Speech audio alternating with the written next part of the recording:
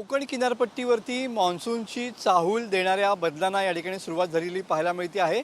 आपण सध्या अरबी समुद्र किनाऱ्यावरच्या भाटे समुद्र किनारी आहोत आणि तुम्ही बघू शकता की मान्सून सक्रिय होण्याच्या दृष्टीनं महाराष्ट्रासाठी एक आनंदाची बातमी आहे।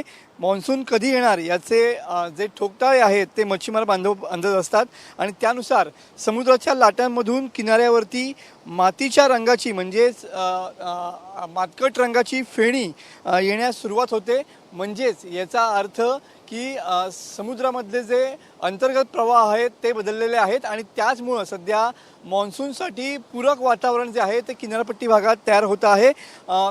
केरळ मध्ये मान्सून सक्रिय होण्याच्या आधी काही दिवस अशा पद्धतीची फेणी जी आहे ती कोकण किनारपट्टीवरती पाहायला मिळते।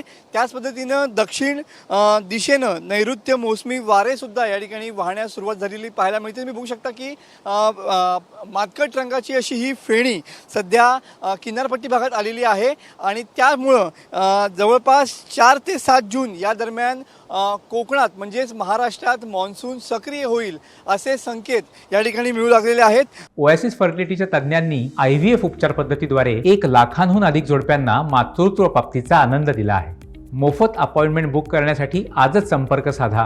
भाटे किनाऱ्यावरती सध्या आपण आहोत। तुम्ही बघू शकता की ही मातकट रंगाची फेणी म्हणजेच समुद्र चा अंतर्गत जो प्रवाह आहे तो या ठिकाणी ढवळला जातो आणि त्याच अनुषंगानं सध्या ही मान्सून सक्रिय होण्याच्या अनुषंगानं ही पूरक गोष्ट जी आहे ती होताना पाहायला मिळते। म्हणजेच केरळमध्ये मान्सून सक्रिय होण्याच्या अगोदर या ठिकाणी महाराष्ट्रात मान्सून सक्रिय होण्याच्या दृष्टीनं मोठे बदल जे आहेत ते किनारपट्टी भागामध्ये होताना पाहायला मिळतात आणि हेच बदल मान्सूनसाठी पोषक असतात। कॅमेरामन समित गजनेसह मी मनोज लेले, TV9 मराठी, रत्नागिरी।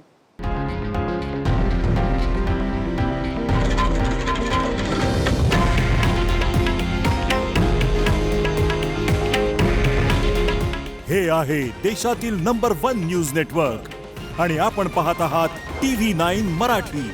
काळजी तुमची, हित महाराष्ट्राचं।